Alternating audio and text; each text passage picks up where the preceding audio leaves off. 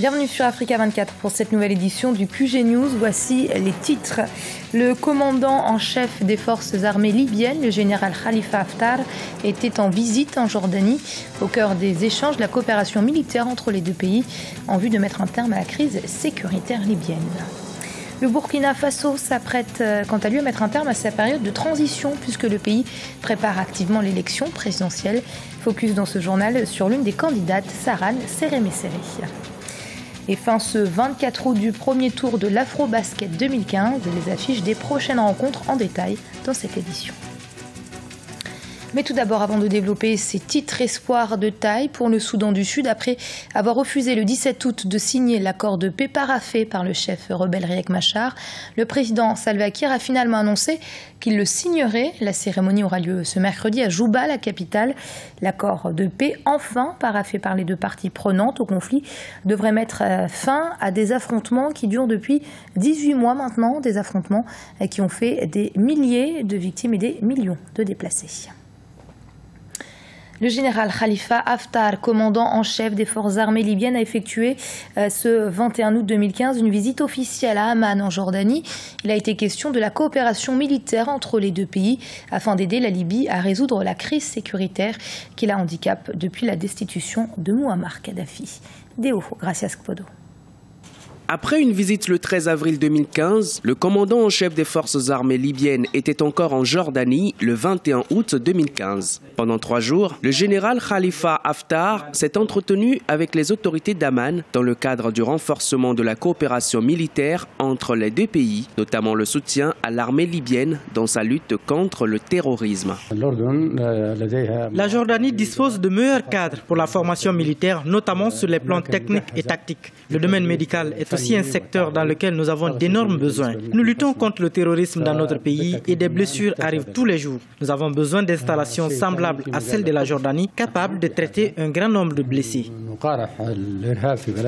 Cela fait plusieurs années que la Libye est en proie à une guerre civile marquée par des rivalités entre différentes milices. C'est donc pour tenter une nouvelle fois d'y mettre un terme qu'un mémorandum d'entente pour la coopération entre les forces armées de la Jordanie et de la Libye a été signé le dimanche 23 août 2015 à Amman. Ce protocole d'entente porte sur plusieurs points, notamment la formation et l'échange de visites d'officiers, ainsi que la coopération dans le domaine médical et de la magistrature militaire. Nous avons dit que nous combattrons le terrorisme au nom du monde, et pas seulement au nom des Arabes ou de la Libye. Nous avons un ennemi commun et le terrorisme est l'ennemi de l'ensemble de la planète. Si nous obtenons plus d'armes, nous serons encore plus forts. Nous ne manquons pas d'hommes, mais nous avons besoin d'armes. Plus nous serons équipés, mieux nous serons en mesure de combattre ces groupes terroristes qui viennent de partout. Le mémorandum a été signé du côté libyen par le commandant en chef des forces armées, le général Khalifa Haftar, et du côté jordanien par le chef de l'état-major mixte de l'armée jordanienne, le général Meshal Al-Zaben. Ce mémorandum stipule la formation d'un comité pour la coopération commune dans le domaine militaire et la coordination de la mise en œuvre de ce qui a été convenu dans les termes de l'accord. En Côte d'Ivoire, dernier jour, ce 25 août, du dépôt des candidatures à la commission électorale indépendante en vue de l'élection présidentielle du 25 octobre. À la mi-journée, 19 candidats ont été enregistrés, dont Mamadou Koulibaly, le président du parti Liberté pour la République, et Kouadio Konan-Bertin, le frondeur du Parti démocratique de Côte d'Ivoire, la PDCI, et qui a rejoint les rangs de la coalition nationale pour le changement. Le Burkina Faso s'active également en vue de l'élection présidentielle qui aura lieu le 11 octobre. Et ils sont 22 candidats dans la course à la magistrature suprême. Parmi eux, Sarane Seremesere, l'une des 3 femmes candidates. Notre correspondant Wendiam Valentin Compaoré est allé à sa rencontre. Voici son reportage. Pour la première fois au Burkina, 3 femmes sont candidates au scrutin présidentiel. Parmi elles, Sarane Seremesere, présidente du PDC, le Parti pour le développement et le changement. Investie par son parti le 12 juillet dernier, cette transfuge du Congrès pour la démocratie et le progrès, l'ex-parti au pouvoir propose dans son programme de campagne la lutte contre la mauvaise gouvernance et la pauvreté. Aussi, la santé figure en bonne place dans son programme de société. Nous devons penser à des questions sanitaires côté infantile et maternelle. Comment pouvoir octroyer gratuitement cette santé à la femme, cette santé à l'enfant, comment également les premiers soins primaires puissent être pris en charge. Au Burkina Faso, l'agriculture emploie plus de 80% de la population. À travers son programme de société, la candidate souhaite développer des pôles de croissance en fonction des potentialités des régions du pays. En l'an 2015, nous continuons à scruter le ciel pour savoir si nous allons récolter, si vraiment les cultures seront bonnes ou pas.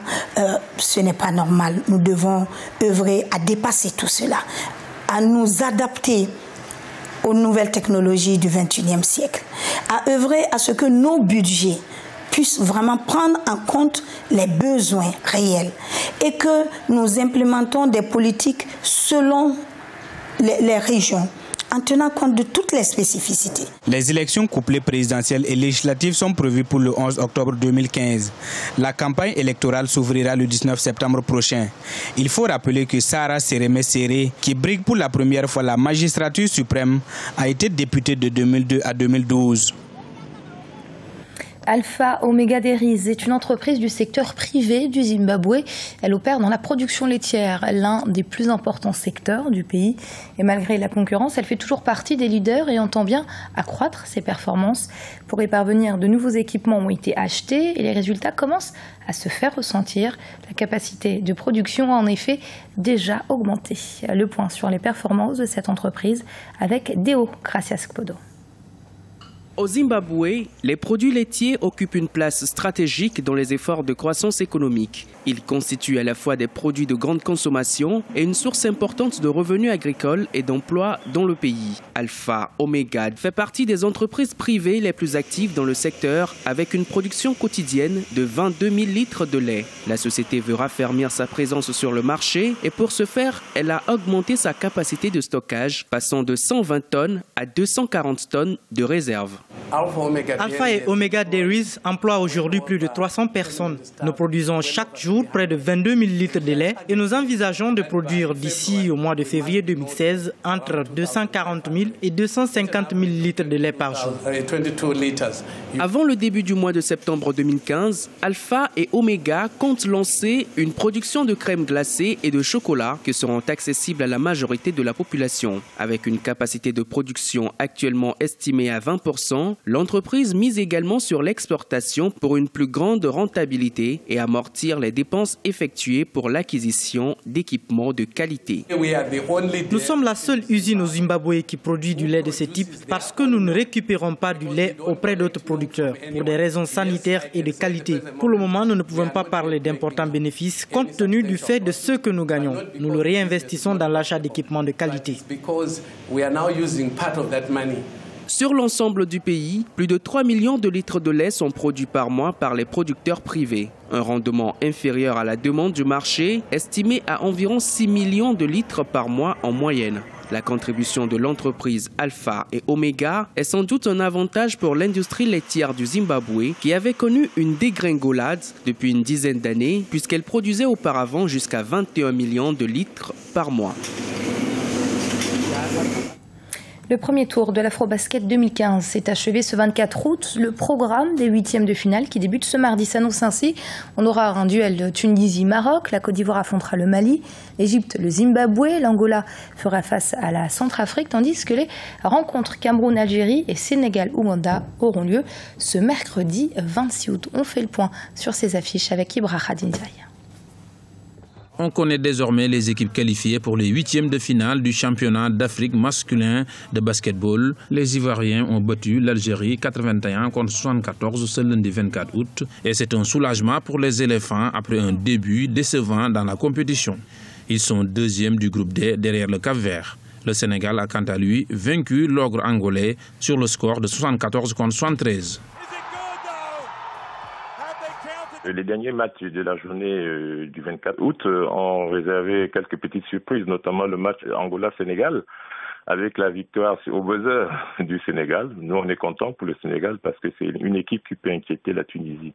Bon, Côte d'Ivoire, Algérie, bonne réaction des Ivoiriens quand même, malgré l'absence de certains ténors. C'était une très bonne réaction.